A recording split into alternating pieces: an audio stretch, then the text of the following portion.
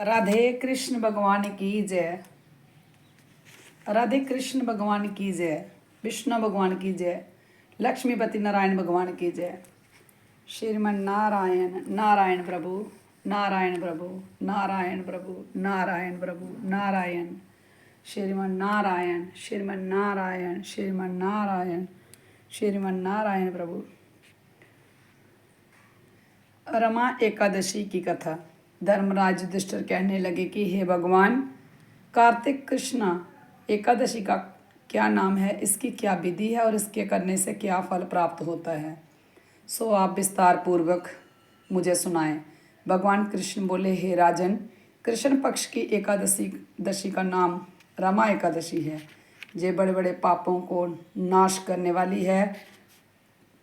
प्रसंग वंश इसका महत्व मैं तुम्हें सुनाता हूँ। प्राचीन काल में मुचकंद नाम का एक राजा था। उसकी इंद्र के साथ मित्रता थी और साथ ही यम, कुबेर, वरुण तथा भविष्य के साथ भी मित्रता थी। ये राजा बड़ा धर्मात्मा तथा विष्णु भक्त था, साथ ही न्यायपूर्वक राज्य करता था। उस राजा के एक कन्या थी जिसका नाम चंद्रभागा था। उस कन्या का विवाह चंद्रसेन के पुत्र शोभन के साथ हुआ था। एक समय शोभन अपने ससुर के घर आए और उन्हीं दिनों जल्दी ही पुण्य दायनी रमा एकादशी भी आने वाली थी। जब व्रत का दिन भी समीप आ गया तो चंद्रभागा को अत्यंत सोच उत्पन्न हुआ कि मेरे पति बहुत दुर्लभ हैं और मेरे पिताजी की आज्ञा अति कठोर है। दशमी को राजा ने ढोल बजवाकर सारे नगर में, राज्य में ये घोषणा करवा दी कि एकादशी को भोजन नहीं करना चाहिए। घोषणा सुनते ही शोभन और अत्यंत चिंता हुई और अपनी पति से बोला कि अब क्या करना चाहिए, मैं तो किसी प्रकार भी भूख सहन नहीं कर सकूँगा। ऐसा उपाय बतलाओ कि जिससे मेरे प्राण बच जाएं, अन्यथा मेरे प्राण अवश्य चले जाएंगे। चंद्रभागा कहने लगे कि हे स्वामी, मेरे पिता के राज्य में एक एकादशी को कोई भी भोजन नहीं करता। हाथी, घोड़ा, ऊंट, बिल्ली, गो आदि तृण, अन्न, जल आदि भी ग्रहण नहीं कर सकते। फिर मनुष्य का तो कहना ही क्या है। यदि आप भोजन करना चाहते हो तो किसी दूसरे स्थान पर चले जाइए, क्योंकि यदि आप यहाँ रहेंगे तो अवश्य ही व्रत करना पड़ेगा। ऐसा सुनकर शोभन कहने लगा कि हे प्रिय, मैं अवश्य व्रत करूँगा, जो भाग्य में होगा वह देखा जाएगा। ऐसा विचार कर उसने व्रत किया और वह भूख व प्यास से अत्यंत पीड़ित होने लगा। जब सूर्य नारायण अस्त हो गए और रात्रि को जागरण का समय आया तो वैष्णवों को अत्यंत हर्ष देने वाला था, परंतु शोभन को अत्यंत दुखदायी हुआ। प्रातःकाल होते शोभन के प्राण निकल गए। तब राजा ने सुगंधित कष्ट से उसका देह संस्कार करवाया, परंतु चंद्रभागा ने अपने पति की आज्ञा से अपने शरीर को दग्ध नहीं किया और शोभन की अनात्यष्टिक क्रिया करने के पश्चात अपने पिता के घर में ही रहने लगी। रमा एकादशी के व्रत के प्रभाव से शोभन मंदराचल पर्वत पर धन धन्य से युक्त तथा शत्रुओं से रहित एक सुंदर देवपुर को प्राप्त हुआ। वह अत्यंत सुंदर रत्न और वैधुर्मणि जटिल स्वर्ण के खंभों पर निर्मित अनेक प्रकार की साफ्टिक मणि से शोभित भवन में सिंहासन पर अरुणत श्वेत चट और चवर, मस्तक पर किरीट, कानों में कुंडल, कंठ में हार, बाहों में कपूर विभूषित गंधर्व और अप्सराओं से ऐसे शोभित होता था मानो दूसरा इंद्र विराजमान हो। एक समय मुचकंद के नगर में रहने वाला सोम शर्मा नाम का ब्राह्मण तीर्थ यात्रा करता हुआ घूमता घूमता उधर जा निकला। उसने शोभन को पहचान कर कहा कि ये तो राजा का जमाई शोभन है। इसके निकट गया। शोभन भी उसको पहचान कर अपने आसन से उठकर उसके पास आया और प्रणाम आदि करके कुशल क्षेम पूछने लगा।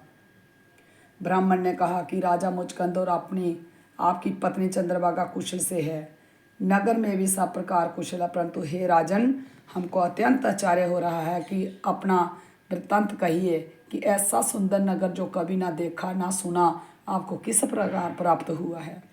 तब शोभन बोला कि कार्तिक कृष्ण रमा एकादशी का व्रत करने से मुझे ये नगर प्राप्त हुआ है, परंतु ये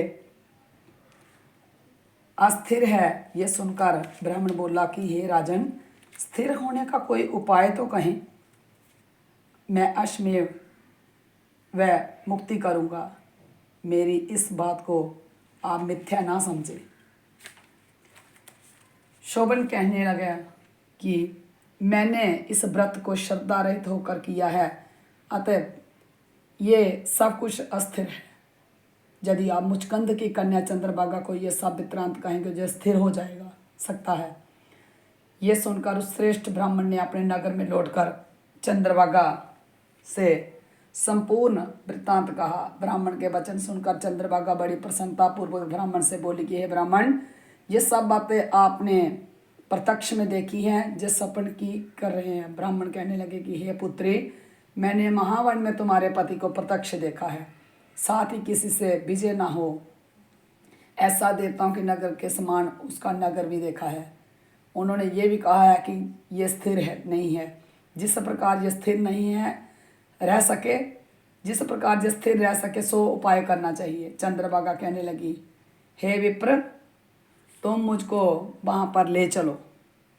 पतिदेव के दर्शन की मेरी तीव्र लालसा है, मैं अपने किए पुण्य से उस नगर को स्थिर कर दूंगी। आप ऐसा कार्य कीजिए जिससे उनका हमारा संजोग हो, क्योंकि वियोगी को मिला देना महान पुण्य है।